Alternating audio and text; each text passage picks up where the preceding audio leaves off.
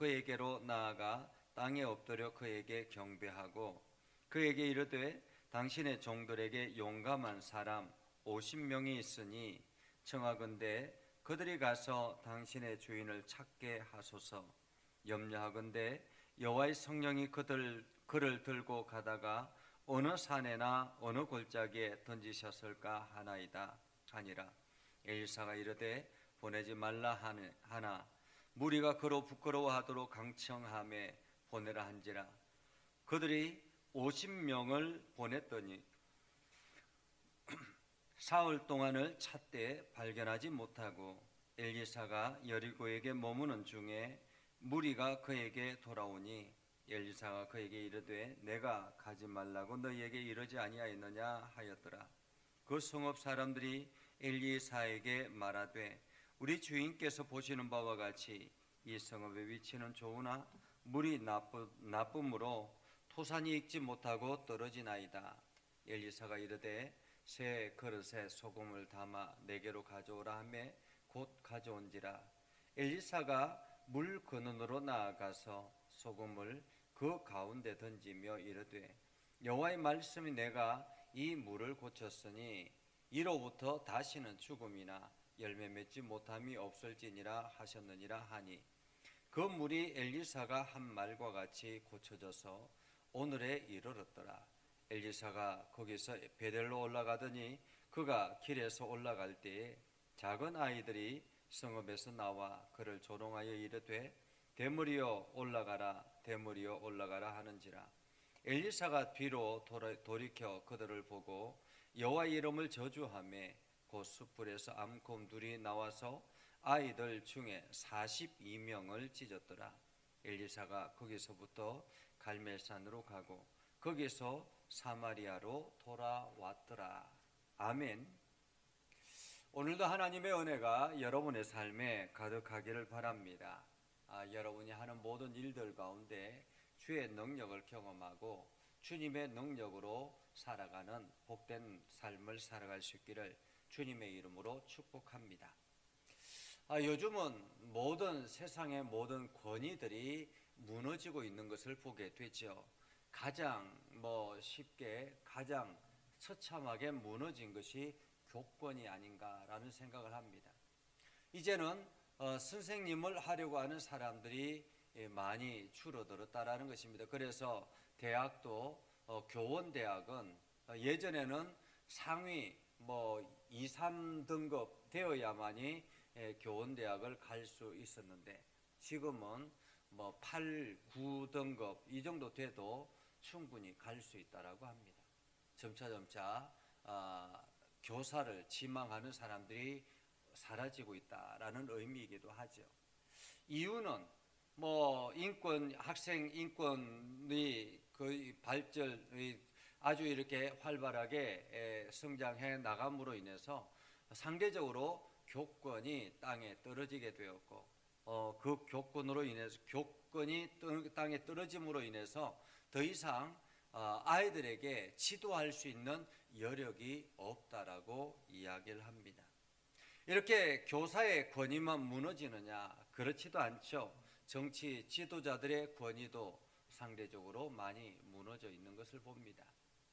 정치 지도자들만 무너지겠느냐? 그렇지 않죠. 성직자들의 권위도 많이 무너져 있다라는 것을 봅니다.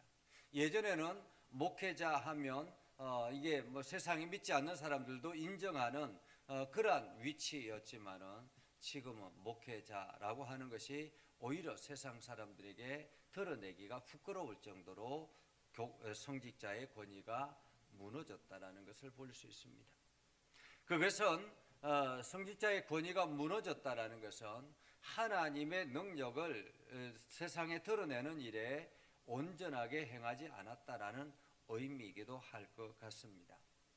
오늘 성경은 엘리사의 등장을 우리는 볼 수 있죠. 우리가 새벽에 말씀을 보았던 것처럼 엘리야가 엘리사에게 자기의 다음 차기 후계를 넘겨주는 그러한 장면을 보지 않습니까? 엘리야가 하나님의 부름을 받을 때에 엘리사에게 그 모든 것을 남겨주는 그러한 모습을 보게 되죠. 그러나 이 엘리야나 엘리사 선지자가 활동했던 그 시대의 바탕은 한마디로 영적인 어둠의 시대라고 말할 수 있습니다. 아합 왕이 가장 강력하게 우상화했던 그러한 이스라엘의 왕이었고, 그리고 그 뒤를 이어서 아하시아도 마찬가지고, 그 뒤를 이어서 계속 이어서 이제는 점차 쇠락의 길을 맞이하게 되는 그러한 과정이라고 볼 수 있습니다. 한마디로 북이스라엘이 이제는 얼마 남지 않았다. 그러한 가운데서 지금 엘리사 선지자가 하나님의 부름을 받게 된 것입니다. 자, 엘리야가 하늘로 올라가고 회오리 바람을 타고 하늘로 올라가고 난 뒤에 엘리사 선지자가 다시 여리고로 돌아오죠. 여리고로 돌아올 때 요단강을 건널 때 어땠습니까? 엘리야 선지자가 입었던 겉옷을 가지고 그 요단강을 이리저리 치자 더 완전히 여리저리 갈라지는, 물이 이리저리 갈라지는 놀라운 광경을 보게 되죠. 그리고는 당당하게 엘리사 선지자가 이제 여리고로 들어옵니다. 여리고에 있는 선지자의 제자들이 엘리사 선지자를 보고 이야기합니다. 엘리야의 성령이 하시는 역사가 엘리사 위에 머물렀다 하고 그에게로 나아가 땅에 엎드리고 그에게 경배하고, 다시 말하면 엘리야 선지자가 행했던 그 모든 것은 성령의 하나님께서 행하신 일이었다라는 것을 알고는 그 성령이 엘리사에게 그대로 전달되었다라는 것을 보았다라는 거죠. 한마디로 엘리사 선지자가 여리고로 왔을 때 그의 얼굴빛이라든지 그의 하는 모든 일이라든지 이것들을 보면서 영적인 자신감, 성령 충만함, 이러한 것들을 볼 수가 있었다라는 것입니다. 우리가 신앙생활할 때도 그런 일들이 많이 있죠. 하나님 앞에 간절하게 기도하고 하나님의 응답을 경험하고 성령 충만하면 얼굴빛이 달라진다라는 것을 볼 수 있잖아요. 그래서 얼굴빛이 평안하고 빛의 광채가 날 때 저 사람 참 성령 충만하구나 하는 것을 볼 수가 있던 것처럼 엘리사 선지자가 바로 그러했다라는 것입니다. 그렇게 해서 사람들이 엘리사 선지자 앞에 무릎을 꿇고 엎드려 경배하고 난 다음에 이야기합니다. 당신의 종들에게 용감한 사람 50명이 있으니, 용감한 사람 50명이 있으니 이 말은 무슨 뜻입니까? 지금 엘리야 선지자가 하늘로 올라갔는데 이제 지금 그 상황 자체가 영적인 어둠의 시대에서 하나님의 말씀 앞에 서 있는 엘리야 선지자를 시신을 찾으러 간다라는 것은 굉장히 위험할 수 있다라는 의미이기도 합니다. 그래서 용감한 사람이 필요했다라는 거죠. 용감한 사람 50명이 있으니 청하건대 그들이 가서 당신의 주인을 찾게 하소서, 엘리야 선지자를 찾게 하소서라는 거죠. 이유는 하나님께서 성령으로 엘리야 선지자를 데려가다가 어느 산에 골짜기 혹은 어느 골짜기에 던졌을지 모르니까 하늘로 올라간다라는 것을 그들은 생각할 수가 없었던 것입니다.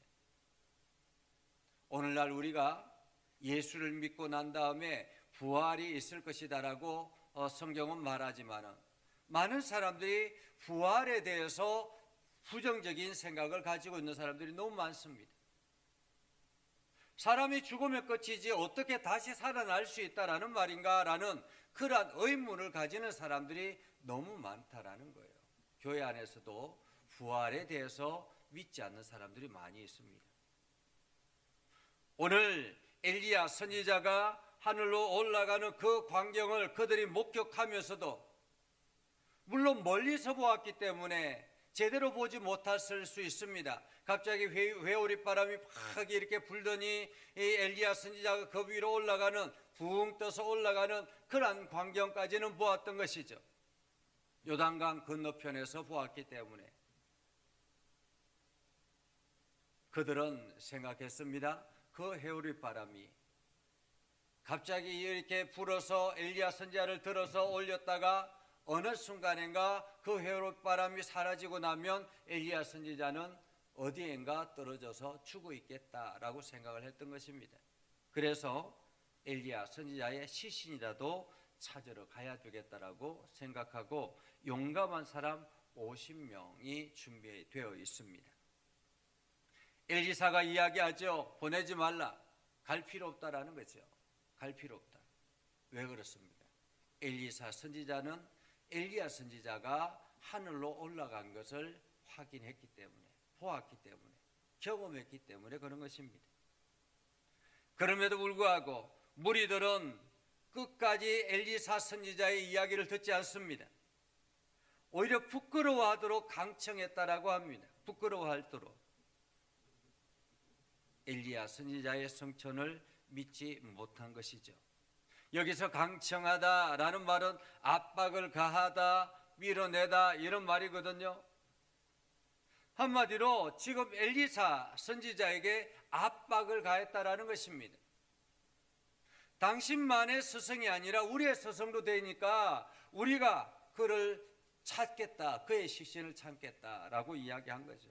이들에게는 지금 엘리야 선지자가 하늘로 올라갔다라는, 승천했다라는 사실을 그들은 믿지 않았던 것입니다.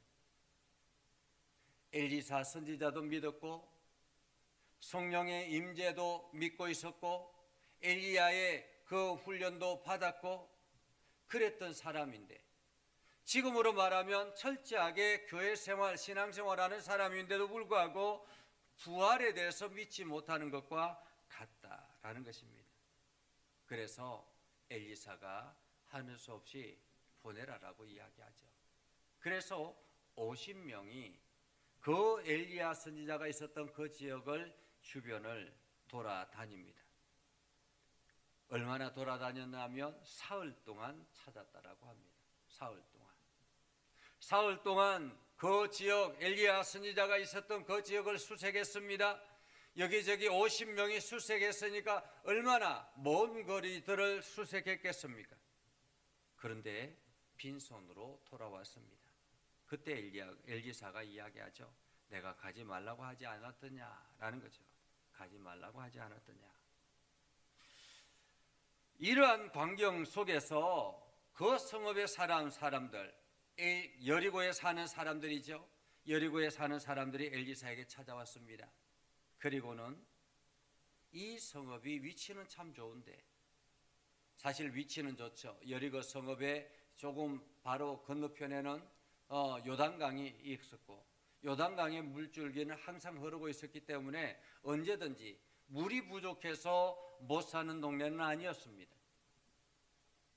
지금도 여리고에 가면 여리고 주변에는 뭐 온갖 이렇게 과일 나무들이 대추야자 열매라든지 이러한 열매들이 굉장히 많습니다.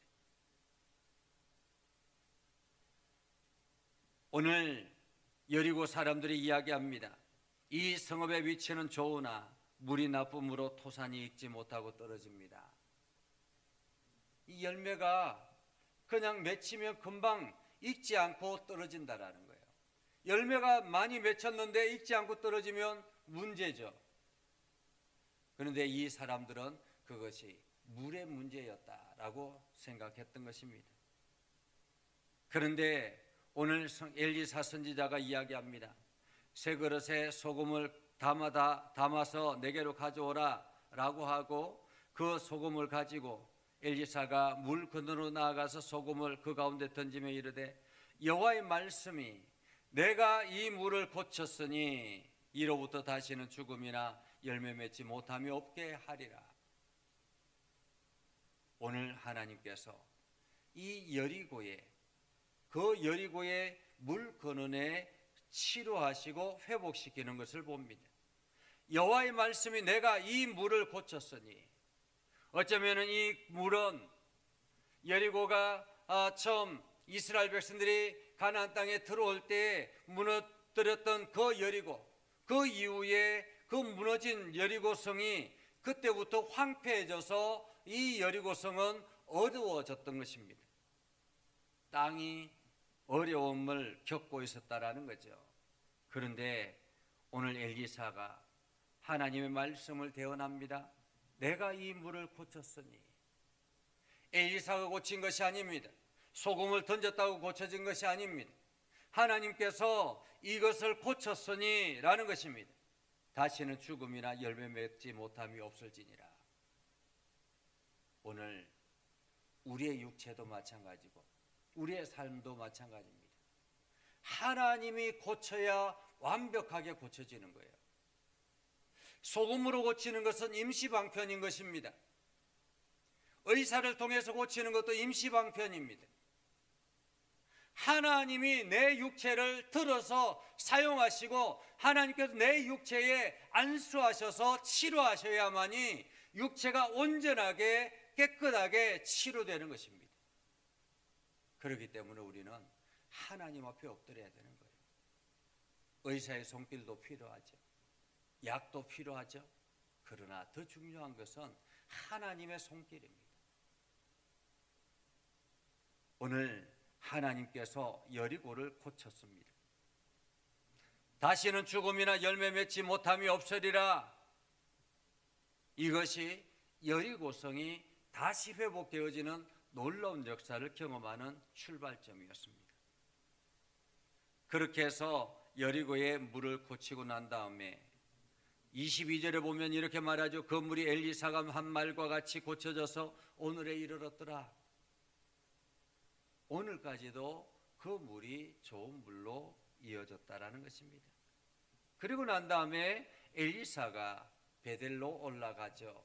베델은 어떤 곳입니까? 베델은 북이스라엘이 처음 왕조가 등장한 여로보암 왕이 이 베델에다가 무엇을 세웁니까? 금송아지 상을 세웁니다. 우상을 만들죠. 그리고는 그것을 하나님이라고 지칭하며 이상한 종교를 만들어 버린 것입니다. 그때부터 북이스라엘은 영적으로 암흑의 시기를 지나게 되는 거죠. 그런데 그 베델에 엘리사 선지자가 방문을 했습니다. 그런데 어떤 일이 일어났습니까? 그가 길에서 올라갈 때 작은 아이들이 성읍에 나와서 그를 조롱하여 이르되 대머리여 올라가라, 대머리여 올라가라. 여러분, 이것을 우리는 그냥 단순히 어린 아이들의 놀이로 생각하면 안 되는 것입니다. 한마디로 지금 엘리사의 권위가, 영적인 권위가 바닥에 떨어졌다라는 것입니다. 어린 아이들이 선지자를 조롱할 정도로 이 선지자를 대접하지 않았다라는 것이죠. 베델은 더 이상 하나님의 말씀 앞에 서 있는 거룩한 백성들이 아닌 것입니다. 어린 아이들까지도 조롱할 정도가 되어 버렸다라는 거죠. 하나님을 두려워하지 않은 것입니다. 그렇게 대머리에 올라가라, 대머리에 올라가라 라고 외치면서 따라오는 것을 보고 엘리사가 뒤를 보며 이야기합니다. 여호와의 이름으로 저주했다라고 합니다. 여호와의 이름으로. 내가 하나님의 이름으로 명하노니 이렇게 했겠죠. 저주했다. 그러자 어떤 일이 일어납니까? 수풀에서 앙곰 둘이가 나와서 아이들 중에 42명을 찢었다라고 합니다. 놀라운 일이죠. 선지자의 말 한마디가 그 즉시 이루어지는 현장을 이들이 목격한 것입니다. 그리고 엘리사는 거기서부터 갈멜산으로 올라가서 다시 사마리아로 돌아왔더라고 성경은 말합니다. 오늘 우리는 이 말씀을 통해서 하나님의 거룩한 백성으로서 어떻게 살아야 될 것인가를 다시 한 번 더 생각합니다. 오늘 하나님께서 우리들에게 말씀하신 대로 예수 그리스도가 십자가에 달려 죽으시고 부활하셔서 성천하시고 하늘로 올라가신 것처럼 다시 너희가 본대로 올 것이다라고 말씀하시는 그 하나님의 말씀을 우리는 온전히 믿어야 합니다. 그것을 내 가슴에 담아야 합니다. 그리고 우리는 하나님 앞에 기도해야 합니다. 우리가 이 땅에 살면서 우리의 연약함과 우리의 부족함과 우리의 나약함이 예수 그리스도의 말씀으로 온전히 치료되게 해달라고, 예수 그리스도의 이름으로 온전히 치료하게 해달라고. 그래서 주님의 권능 안에서 영적인 회복이 일어나고 육체적인 회복이 일어나서 건강한 모습으로 주의 사역을 감당할 수 있게 해달라고 우리는 기도해야 할 것입니다. 그리고 우리가 하나님의 권위를 인정해야 합니다. 하나님의 말씀을 두려워해야 합니다. 하나님의 사람들을 두려워해야 합니다. 그래서 오늘도 말씀 앞에 서 있는 사람들을 우리가 두려워하고 그 말씀 앞에 겸손하게 서려고 노력해야 할 것입니다. 그래서 오늘도 우리가 하나님의 권위를 세워나가는 그러한 삶을 살아야 할 것입니다. 오늘도 나를 통해서 하나님의 역사가 일어나게 해달라고, 나를 통해서 하나님의 역사가 일어나는 것을 주위에는 많은 사람들이 보게 해달라고 기도하는 저와 여러분이 되기를 주님의 이름으로 축복합니다. 기도하겠습니다. 거룩하신 아버지 하나님, 오늘도 우리 가운데 함께 하시고 하나님의 은혜를 더하여 주셔서 우리가 날마다 믿음 안에 굳건하게 서게 하시고 날마다 하나님의 영광을 드러내게 해주심을 감사드립니다. 하나님, 오늘도 주님의 말씀 앞에 겸손하게 서게 하시고 하나님이 말씀하시는 것에 온전하게 믿음으로 순종하게 하옵소서. 하나님, 오늘도 우리가 하나님 앞에 기도할 때마다 하나님 응답하여 주셔서 우리의 육체를 만져주시고 치료하시고 회복시켜 주셔서 우리가 하나님의 거룩한 백성으로 온전하게 살아가게 하옵소서. 평안한 단잠을 자게 하시고 또한 육체를 건강하게 하셔서 다시 일어나서 활기찬 하루를 보낼 수 있도록 하나님 저희를 지켜 주시옵소서. 예수님의 이름으로 기도드리옵나이다. 아멘. 이제는 우리 구주 예수 그리스도의 은혜와 하나님 아버지 극진하신 사랑과 성령님의 감화 감동 역사 위로 교통하심의 은혜가 주의 말씀 의지하며 나아가는 믿음의 백성들 위해 하는 모든 일들 위해 영원토록 함께 하옵시기를 간절히 축원하옵나이다. 아멘.